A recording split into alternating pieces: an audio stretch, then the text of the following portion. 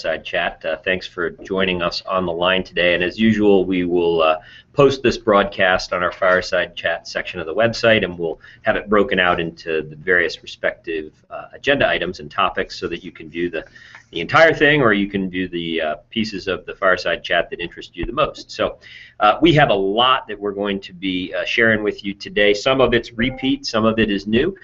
So bear with us as we go through a lot of really cool materials and a lot of cool information that we're going to share with you. I'm not going to read through the agenda items, but once we're done, there as always will be an opportunity for question, answer, true confessions, and the ever so popular Bust the Rumors with Eric. Okay, so I'm going to start off with just talking briefly about a timeline of Cub Scouts. Granted, we know that in 2015 in the fall we'll begin to really roll out the new Cub Scouting program, which we'll be talking more about as we get closer to that timeline. But at this point, the way that Cub programs are really designed is to have our Webelos crossing over in February. And on the Fireside Chat website, you'll see a document that's been uploaded. Katie put it up there, and it's titled the Cub Scout Cycle. And this is what it looks like here. And you'll be able to see on the video, and then also if you download this Cub Scout Cycle sheet, that it talks about Tiger Cubs being first grade and Wolves being second grade. But most importantly, when they become a Webelo Scout and they are in fourth grade and then into the fifth grade, our Cub Scouts really should be completed with the Arrow of Light by February, and they should be crossing over into their Boy Scout troops in February. Now, why is this important?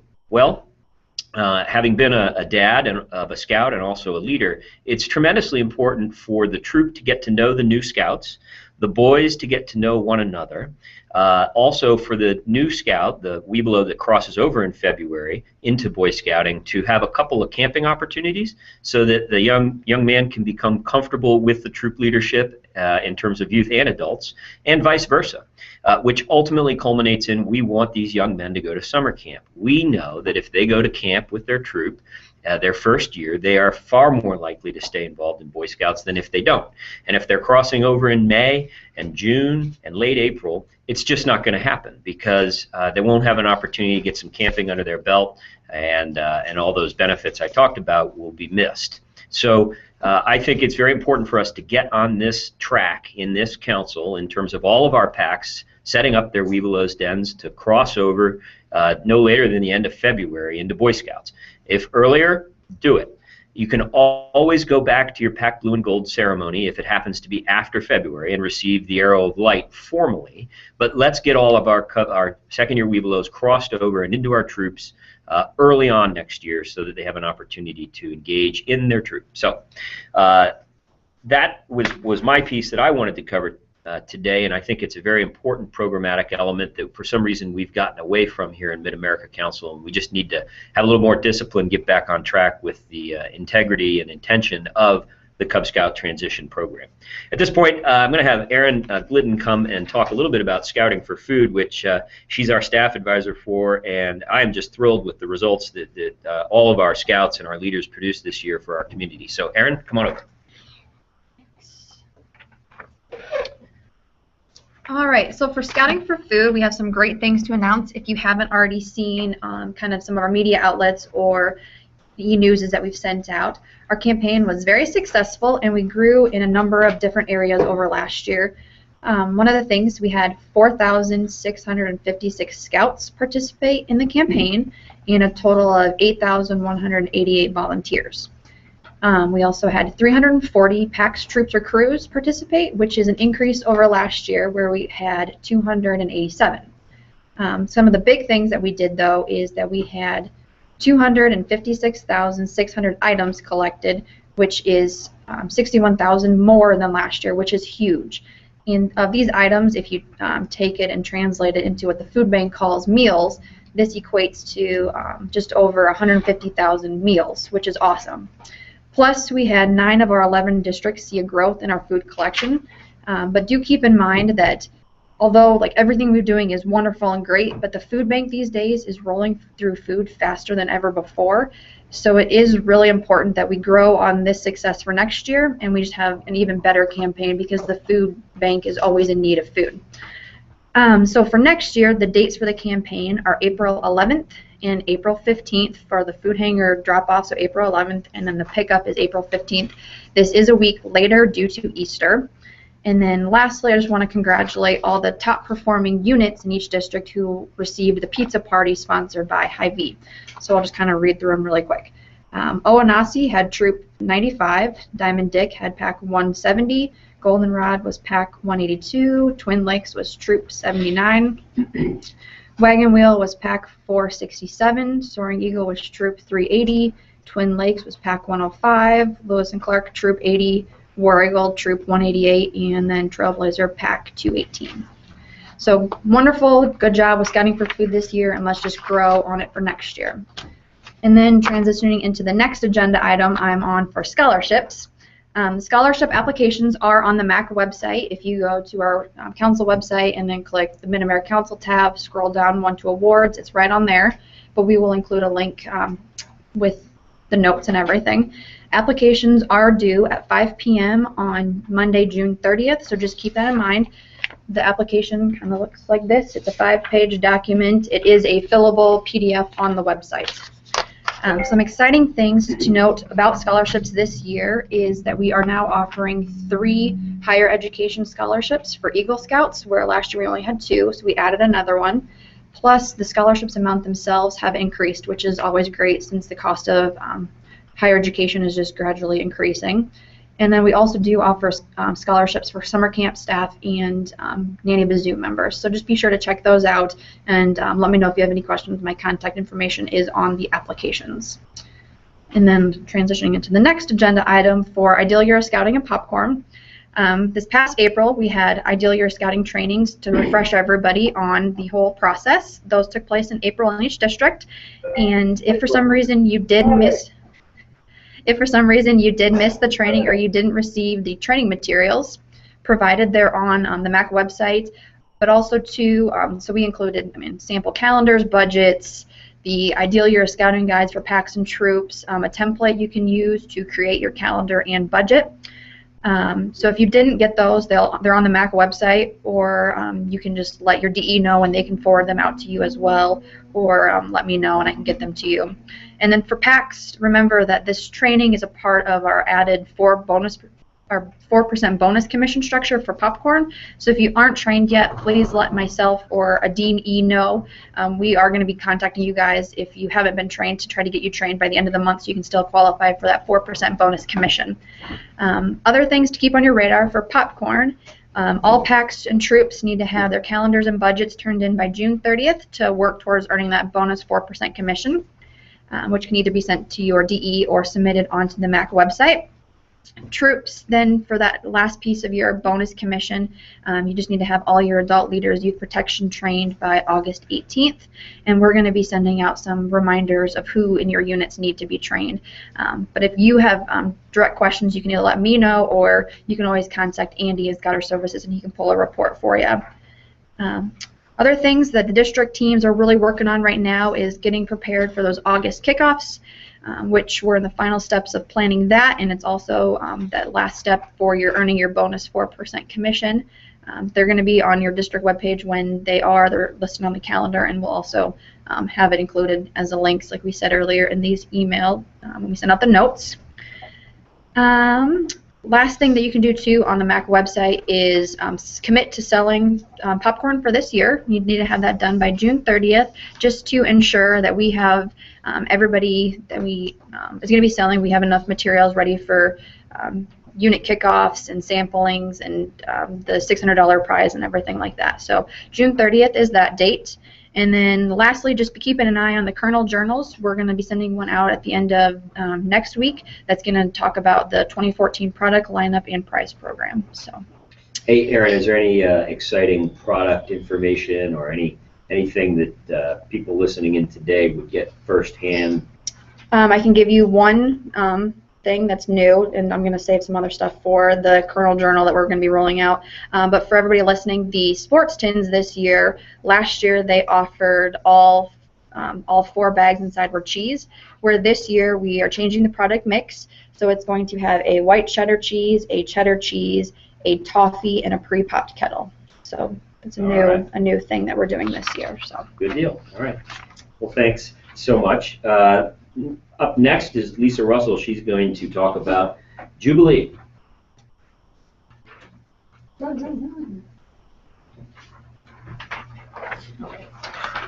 Very exciting.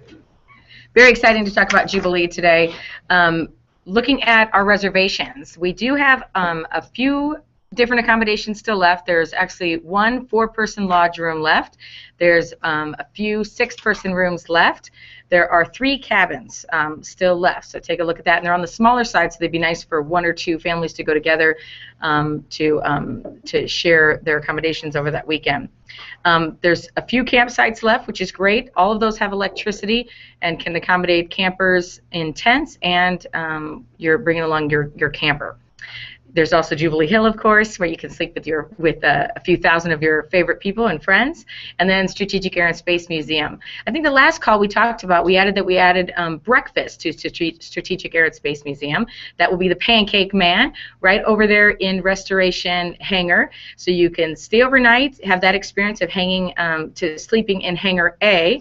That's a different hangar than most of you who've stayed overnight at Strategic Air and Space have ever experienced before. You're normally over in Hangar B. We're going to be over in Hangar A, which will be new. And then in the morning, you'll have program all night, and in the morning, and then you can come on over, and included in your $11 is breakfast in Restoration Hall, so Restoration Hangars. You guys can come on over, adults and kids, everyone that stays overnight has breakfast included, so kind of fun. All you can eat pancakes and some sausage. So we also have Cutchall Restaurant Management is doing our food service for Jubilee, and we've actually, for those of you who've been to Jubilee, we have moved where the food court is. It always was over near the pool, up on top of the 3-tiered parking lot, and we've actually moved it right to the middle of what we consider Jubilee, right in the center behind the activity center. So right on the road there where you would turn to move down towards Jubilee Hill. So everyone will crisscross that point, whether you're doing program, going back to your campsite, going to Strategic Air and Space. It's right in the middle of the action, and we thought that's great for those little legs and those adult legs who don't want to walk really far to get to food. It'll be right there. And Cutchall, as in the past, is keeping those prices really reasonable. Cutchall represents Famous Dave's, Sonic, Paradise Cafe, and more. And they keep the prices where it's absolutely reasonable. We're not talking ballpark prices. These are very reasonable for families. So look to our website, because we're going to start posting those as they get those menus prepared for us, so you can take a look and plan ahead. So we don't want you to walk back all the way to your campsite or your lodge or your cabin to get food, snacks, lunch, because we don't want you to take that time out of the action. So we want to make sure you stay in the program with everybody.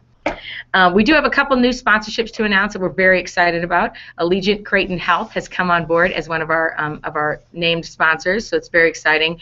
And also Cabela's. Cabela's is now the sponsor of our shooting sports area, which, as we've shared before on our calls, that will include archery, BB, sporting arrows, and more. So very exciting. More stations to shoot, and we're really excited to have Cabela's along with that. So they're going to make that area of Jubilee even more exciting than ever before, because they're going to bring in some products and some new things that they have to offer and share with our families.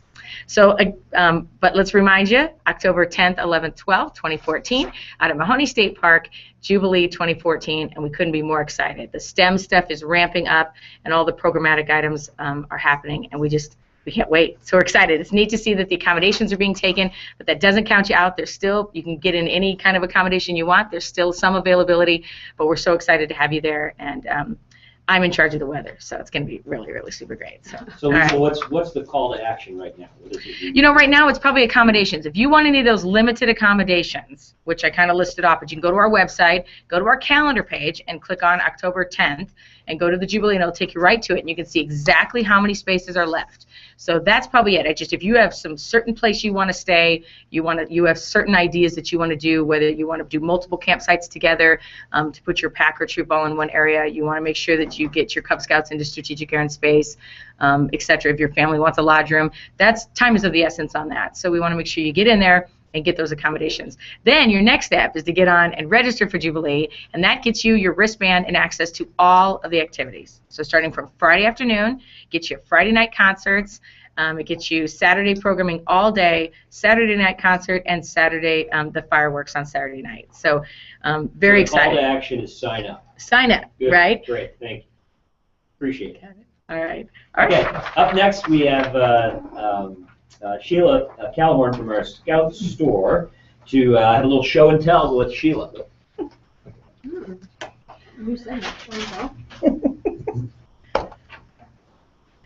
Hello everyone, we are here to show you what's new in the Scout Shop. Now just remember, Mother's Day is this weekend, so don't get in trouble. Come see us and take care of your mom and thank her for all she does. We have hats, thank you mom cards, they say it all. And there's a patch, you can come get a patch if you'd like to go with it. Keychains. We have all kinds of fun stuff, and one of the favorites here in the council is the bling mug. So make sure you get your mom the bling mug because she's going to love you for it. There you also have great t-shirts. So we have BSA butterfly shirts. And our newest style is this one. Everyone likes this one. You heard the comments from the gallery on that. So along with that, we also have charm bracelets, and there's little charms to go with it, so this works great for your mom, or if there's a special leader that you'd like to thank, because they fill in as your moms also, this would be a really great thank you gift for the leaders. For the summer, we've got the new summer tee, which is the gray, this is our 4th of July basic t-shirt, those are in. I think they're running like $7.99, so that's a really good buy for a t-shirt. Now we want to move over towards camp because we have our Get Ready for Camp event on May 10th, which is this Saturday from 9 until 4. You can come in and we'll help fit you out with backpacks and all kinds of gear for camp. Some of the new things that are in that you might want to check out is the new Boonie hat, which is a very nice hat. It's got the mesh on the inside. Everyone's liking that. We got back in the hats with lights. I'd turn it on, but I'd blind you, so you're going to have to come in and see how bright this light is. Camel waterback bottles that you can carry on the back. This is the U size. They're on sale. They're only $34.98, so come in while your quantities last. For our techie guys, we've got it all. Solar chargers that now power up your phones. This is the newest system. They actually run $99.99, and it comes with a charger for your phone. In case you have the other solar one, you can add on the phone charger, which has superpowers, which will zoom you up fast. We have a new speaker. These are really good speakers. They go really loud. So for those working at camp, you're going to want these in your tents for that late night, keep me up, and party downtime. Oh, that's right. You don't do that. We also have light-up decals. These are really cool. They're LED, so you can put them on your car. They will light up at night and turn off during the day. This is a great thing to have on your car. Eric wants one now. And just a few other things. These are pillows that open up into big fluffy sizes, so if you don't have a pillow, we have this, and then we have one that's almost twice this size. So for people that need double pillows, we have them in. And then just a reminder, it's Eagle time. So we have a lot of Eagles going for their ceremonies. We have invitations and gifts for everyone. And don't forget at your graduation parties, we have scrapbooking supplies, something for everyone to help honor all those that are in your lives.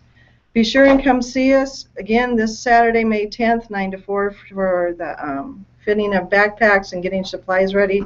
We also have check-off lists that show what you need for camp. And then also remember, you can order your Jubilee gear online, so don't forget to order your t-shirts, hoodies, and hats online. We have orders coming in, and we'll get you in the mix.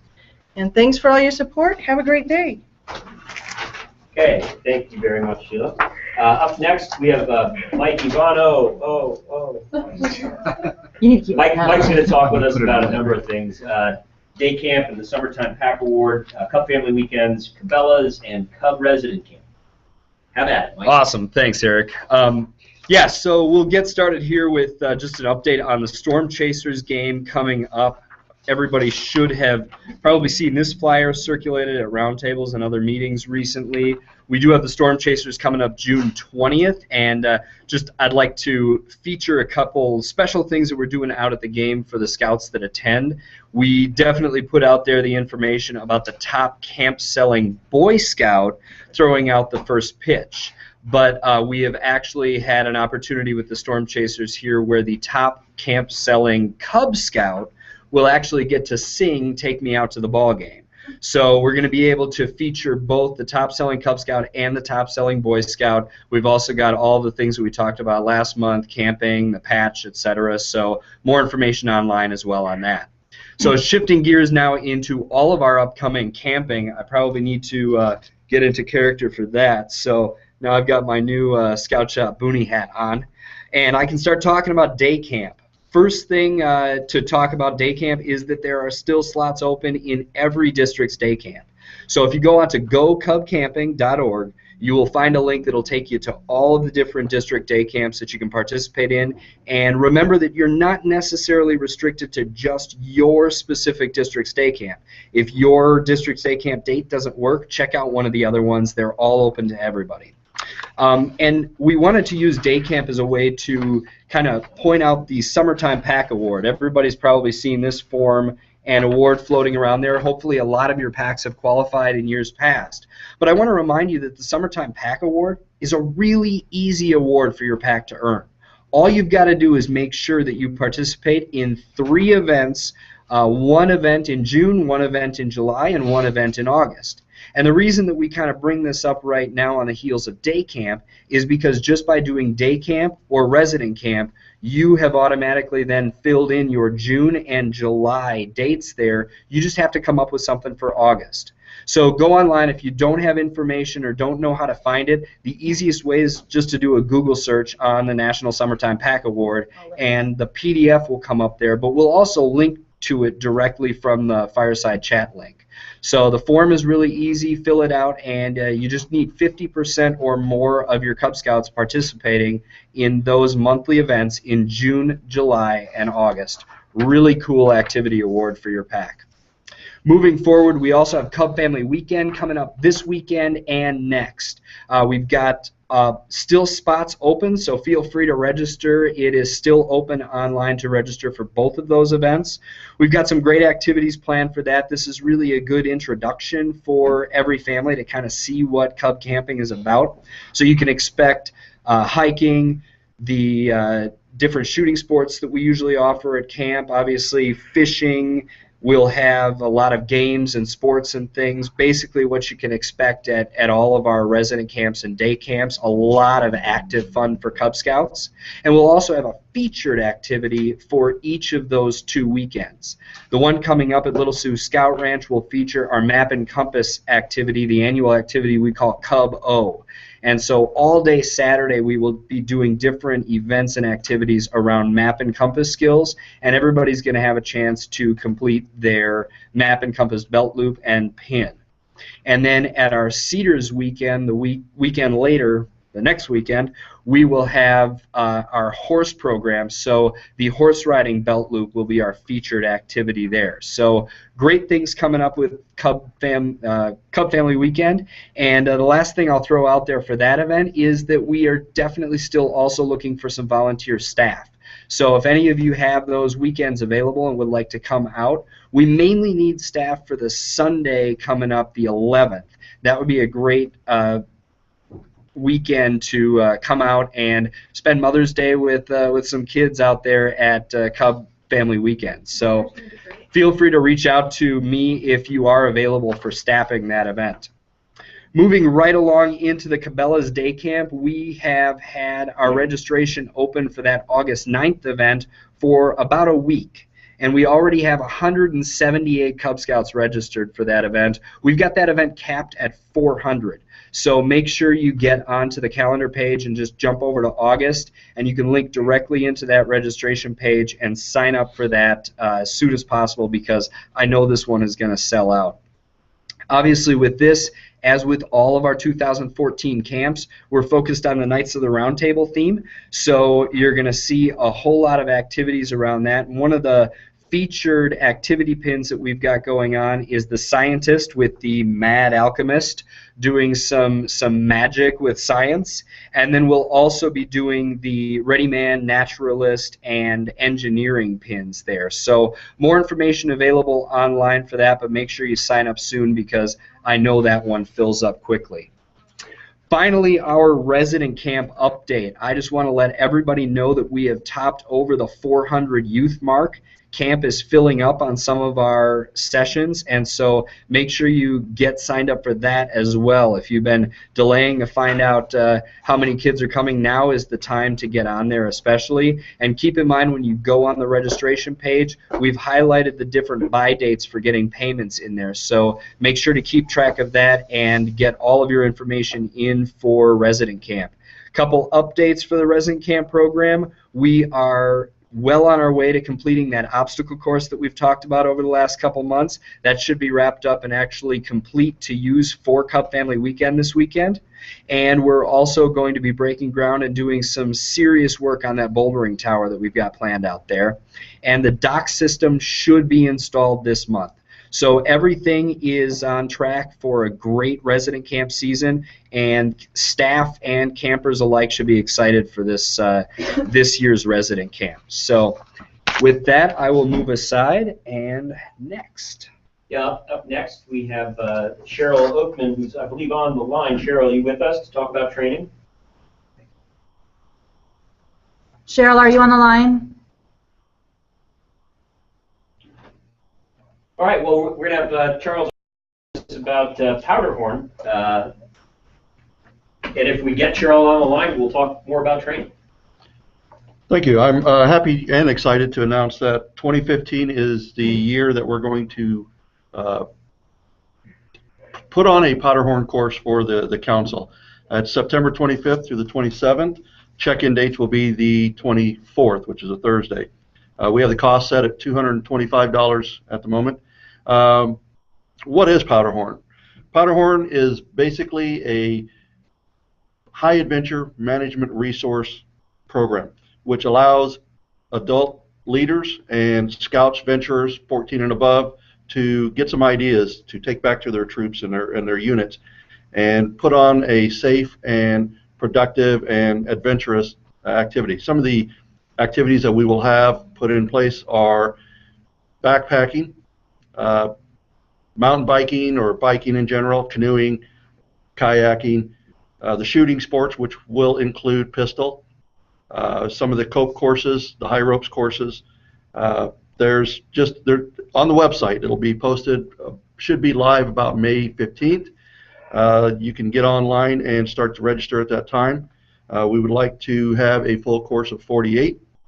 So we are asking for everybody to promote it within your units. And if you have any questions, you can certainly contact me through the website. And that's all I have for Powderhorn. Hey, thanks for joining us. Cheryl, have you joined us yet? Scott, anything to add about training? Or the only thing to add about training is I'll just give it it down there because they're not going to pick you up.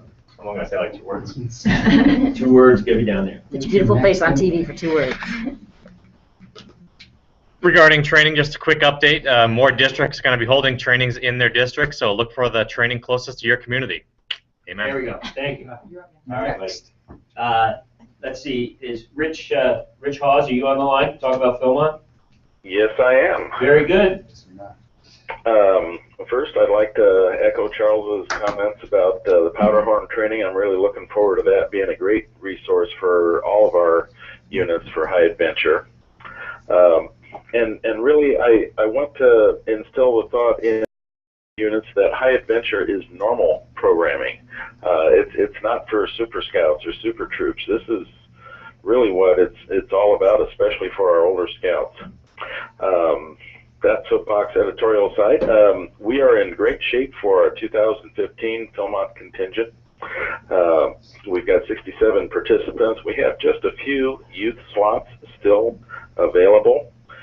This fall, we will be recruiting our 2016 contingent leadership, as we will already be working towards our registration period, probably beginning about the time of University of Scouting. Philmont does have a long lead time for our treks.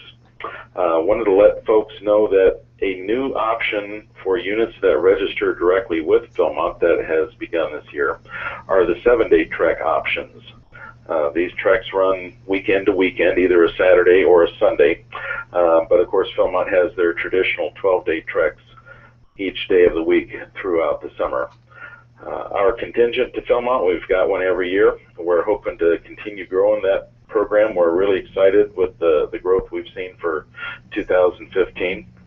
But again, units always have the option of registering directly with our national high adventure bases for the various programs.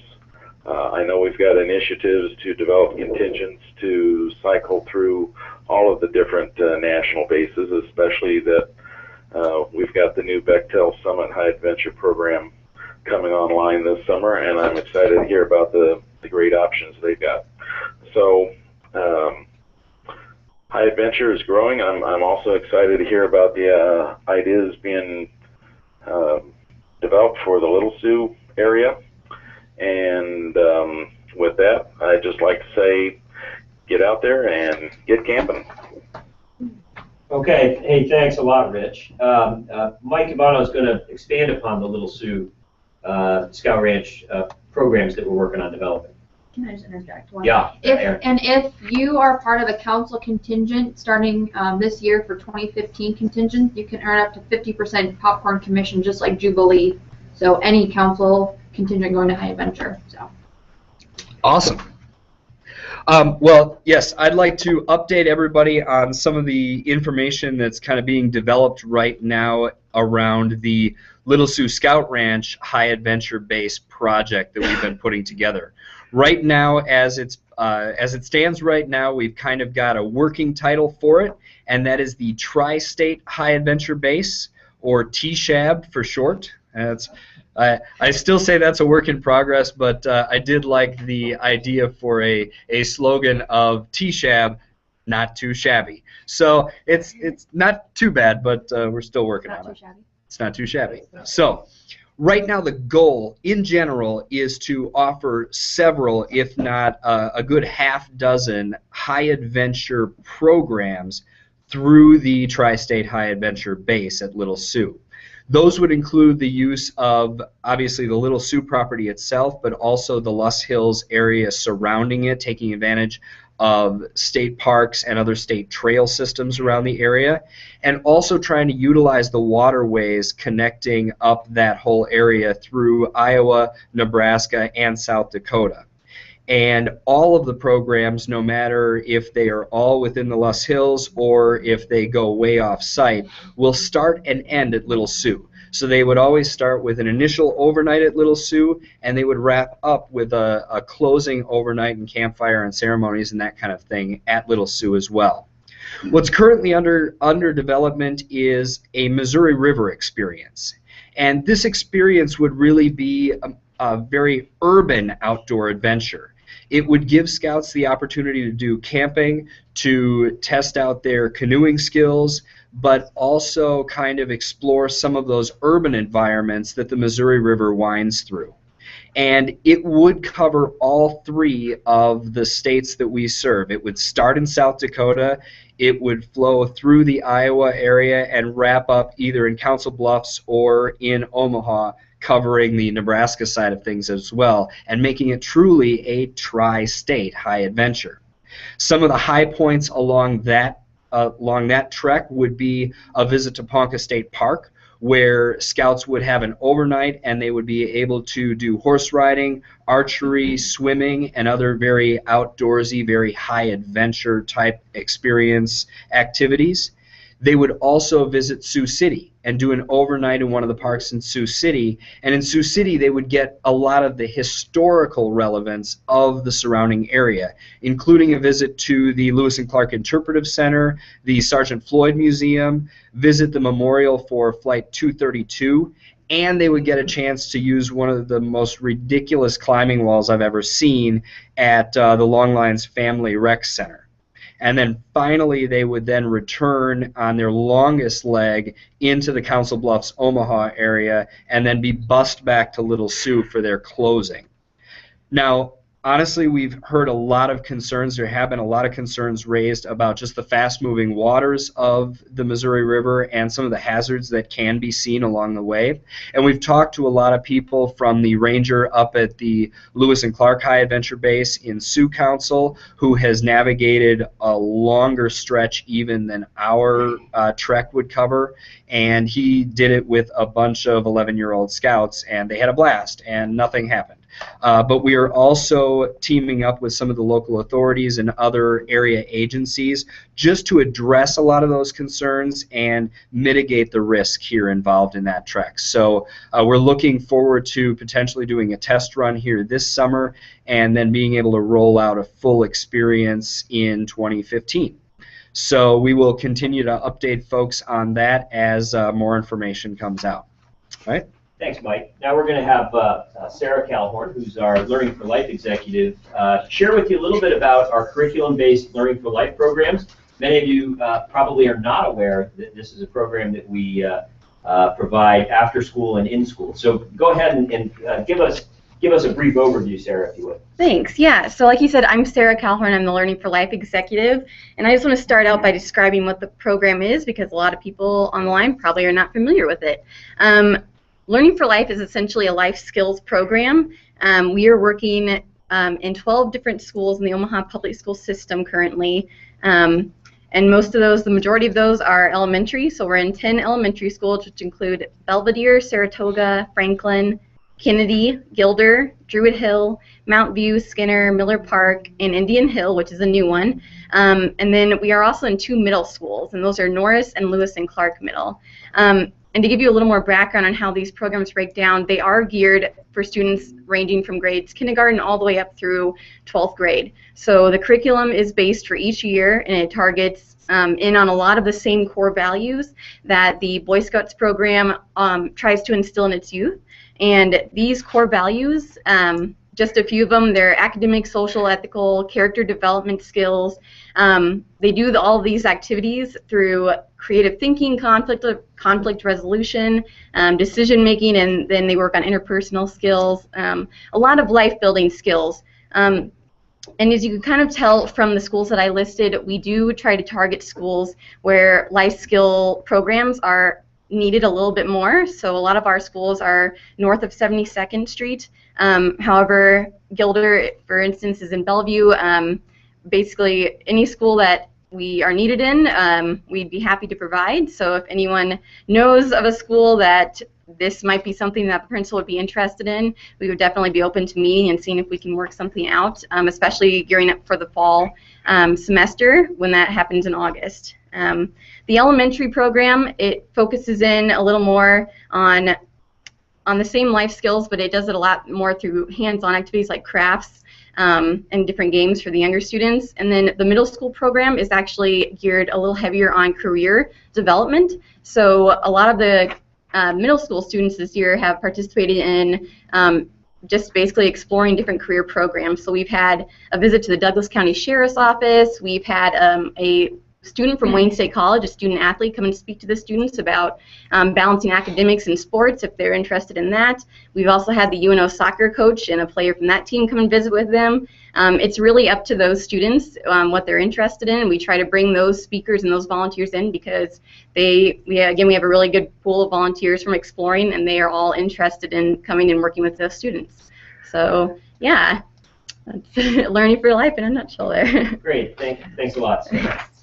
Appreciate it. Now, we're going to have Michelle come over and talk with us about STEM. Give us a continued update on STEM. Thanks. So I just want to do a recap on our STEM University that happened April 26th. We had about 135 scouts and their siblings, or I guess the general community, register for classes. About 250 attended.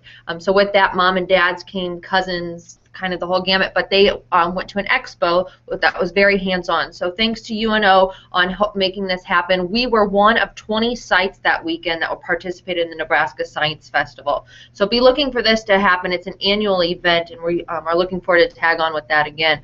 Some basic STEM NOVA information. We still are looking for that first Boy Scout to turn in his the NOVA award. We have quite a few Cub Scouts that have done it, but we're still looking for that first Boy Scout. So it'll be exciting to announce that for the Mid-America Council when those advancements are done. I encourage still to get your mentors in your districts. As we get these awards going, these kids need to find the experts in STEM to go help them achieve those NOVA awards. So like I said, if you are interested or you're in that field, contact us. It's a downloadable form. It's different than being a merit badge counselor. It is specific to the STEM NOVA award. I got to participate in a webinar, and St. Louis Council is heavily pushing Cub Scout and Boy Scout NOVA days within the district. So I think you're going to start to see some more structured environment on the STEM, a STEM committee, a representative chair from each district. Most of you have met Jen Bromert. She's been out at your roundtables doing a STEM presentation. She has a few more to hit over probably right at the beginning of the fall, but really kind of taking strides on the way that we can structure STEM, especially after summer camp and everybody's starting to achieve more of those awards. So please let me know if you have any questions or you're interested in getting involved. My contact information is on the website, but I'll be your STEM staff advisor along with kind of the program team that's pushing a lot of these advancements. So that's kind of a quick update, but like I said, the big thing is we're still looking for a Boy Scout to turn in an award and still recruiting NOVA mentors. Thanks, Michelle. I was over at that UNO day as well, and it was really neat because there was scouts there handing out blue cards to instructors and Cub Scouts there, but then there was also non-scouts there. We kind of took a soft approach to being involved in that. It's kind of a silent partnership, if you will. But so it was great to not only serve scouts with the program, but also just kids from around the community, boys and girls for that matter. So it's really good job. Thank you. Is now going to chat with us about camp cards, unit fundraising policy, just to make sure everybody's clear on what the BSA's policy is regarding unit fundraising, and then a pretty exciting new event that we have coming up. So Clint, take it away. All right. Okay, so hopefully everybody on here knows that camp cards are pretty much coming to a close here for our original sale. Everything is due at roundtables. We had a couple roundtables last week. We had Twin Lakes, Soaring Eagle, half of Trailblazer, and let's see, and War Eagle. So far the council, we have sold just over 17,000 cards, and we are still in the process of tracking down those units that did not show up to roundtable. Just between Soaring Eagle and War Eagle, we have 20 units that we need to try to get in here. We've heard from most of them. They are supposed to be stopping in today, so hopefully we can see where we're at. So far things are looking good. We'll definitely beat last year. We should beat it significantly, as good as the cards were this year. So some units knocked it out of the park. Some units didn't sell so well. I'm going to give Charles's unit, Argo here, a shout out. They sold well over 1,000 cards this year, so that's pretty fantastic. And we had one unit at Roundtable that they actually turned in 6 boys that were in free summer camp at Cedars. So they really figured out how much money they were saving and how much money was going back to their unit. So pretty excited parents there. So it's slowly catching on every year. As we said, we do have most of the, or all the rest of the roundtables this year, or this week. And then some of you guys know, some may not know, but we're going to be doing just a separate Jubilee sale for everybody who's interested. And that sale will go from basically your roundtable through July 31st. Allow every roundtable, the May roundtable, and then everything, all the money and unsold cards from that sale will come back to us. Will be due back to us by your August roundtable. So we've had so far about 10 or 12 units that have already signed up for that. I'm starting to get emails from people to send cards to roundtable. We have them prepackaged up. So if you're at Roundtable, turn your cards in, and then you have families or you yourself or anybody in your unit wants to check more cards out for the Jubilee sale, we definitely have those available. So any questions on that, Katie will put my information on the link, I am sure. Next is unit money earning applications. Now, some people may know, some people may not know. The only 2 fundraisers that the council promotes are popcorn and camp cards. Those are the only two fundraisers that are approved for scouts to be wearing their uniforms when they're going out selling. Any outside fundraiser beyond that, there is a form. We have it on the website. You can Google it. It's on scouting.org, but it's called the Unit Money Earning Application. And simply, we ask that all units submit to us what they are doing for fundraisers, besides camp cards, besides popcorn, just so we can kind of get a feel of what's going on and make sure that the policies and guidelines for the BSA and our council are being followed. Making sure you're not competing with United Way blackouts that we have, which can be a huge issue for us.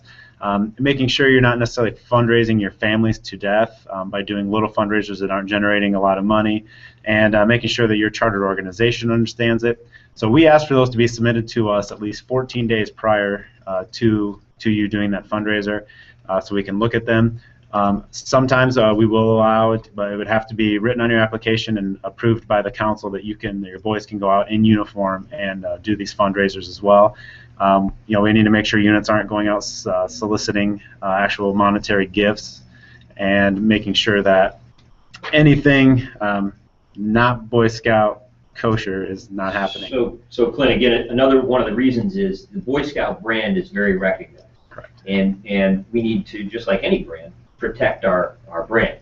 And when we have products that have not been reviewed, approved, and really vetted at a national level that are being sold by our packs and troops and crews, it's tying the brand to that product, saying the BSA endorses this brand and supports this brand. And that has and can become problematic for us in terms of quality, in terms of if people want to return the product, or the product was not what they had expected they were buying, and it's tied to us, and that is something that we have to keep an eye on in terms of protecting our brand. And that's why the uniforms are important in terms of being allowed to wear or not wear them. And also, we want to know for safety reasons too. Believe it or not, occasionally accidents occur while fundraisers are going on, and just like a tour permit, it's important for us to know what's happening with our scouts out there. So, thanks. All right, thank you. Next, to talk to you about, we're having an event. We've talked about it a couple times, and the word is definitely starting to get out there, but we are doing a recognition for our veterans. It's on Flag Day, which is June 14th. It's a Saturday. And I know several of the roundtables have been promoting it as well. And we have a lot of scouts from the base and locally that are going to be helping out. But it's at the National Guard Armory on Mercy Street. I think it's 6929 Mercy Street. And we'll be doing it from 8 o'clock to 10 o'clock on that Saturday. We have the mayor, Mayor Stother, is going to be there. We have several guest speakers coming. And it sounds like, we're keeping our fingers crossed, that the Admiral from Stratcom is going to be coming out as well. And if so, then the event may really blow up, which is a good thing. We can hold about 450 people in there, and the word getting out there is people are excited about it. It's the first time we've done it. It's not a fundraising event for the council. It's a recognition for the scouts to give back. Really appreciate everything the veterans have been doing.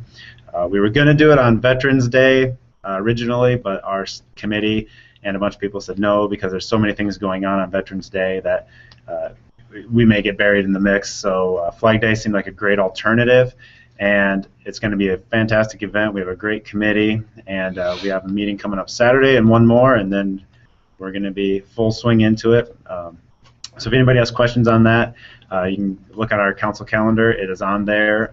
We're also going to be having a live link coming up soon on the, I can't remember what it's called, the scroll.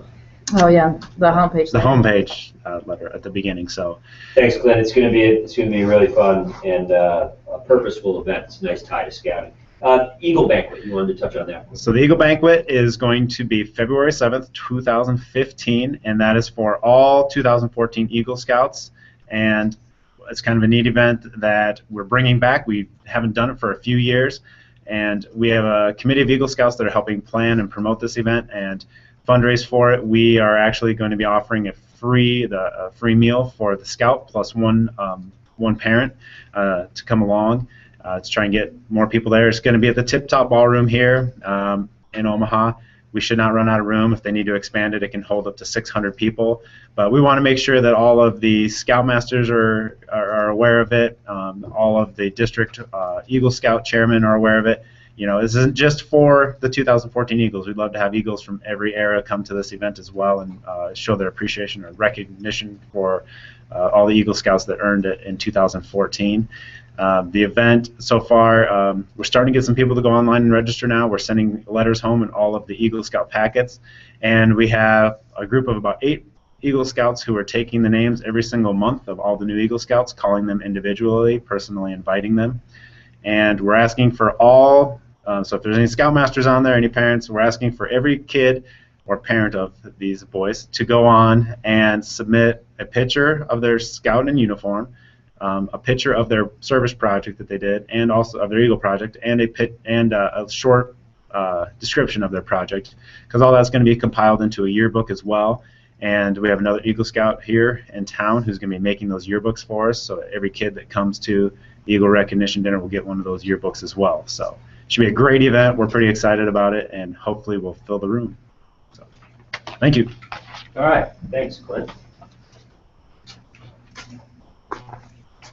So before we go to the Q&A section, I just wanted to mention on June 11th, out at Camp Cedars, which summer camp will be going on, we will have a ceremonial groundbreaking for our new storm shelters that will be beginning construction in August. So if you happen to be at camp, you'll certainly get notification that that's occurring.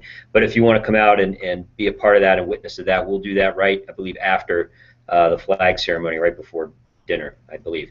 And then we'll also hopefully, prior to that, have a dedication of a really cool eagle out at Camp Eagle. And there's I don't know, it's got, what, a 30-foot wingspan on the thing? 25? 20 and 10. 20-foot wingspan, 10 feet high, 3,000-pound eagle, which has been given to us graciously by Mutual of Omaha. And we're just working on getting the base squared away for it, and we hope to do an unveiling the same day. And for those of you that are aware, June 11th, that's actually the 6th anniversary of the tornado strike at Little Sioux. So there's some significance and symbolism there as well. And there is a little rumor going around that we might want to name the eagle Eric. No. Eric the Eagle at Camp Eagle, and it's a bald eagle, right? So it all just comes together so nicely. Our next Fireside Chat will be June 2nd at noon, but I wanted to have an opportunity that we covered a lot of stuff today. Does anybody have any questions, comments, true confessions, or further information that you'd like on the topics? Or rumor busting, any rumors that you hear going out there that I can confirm, deny, or bust?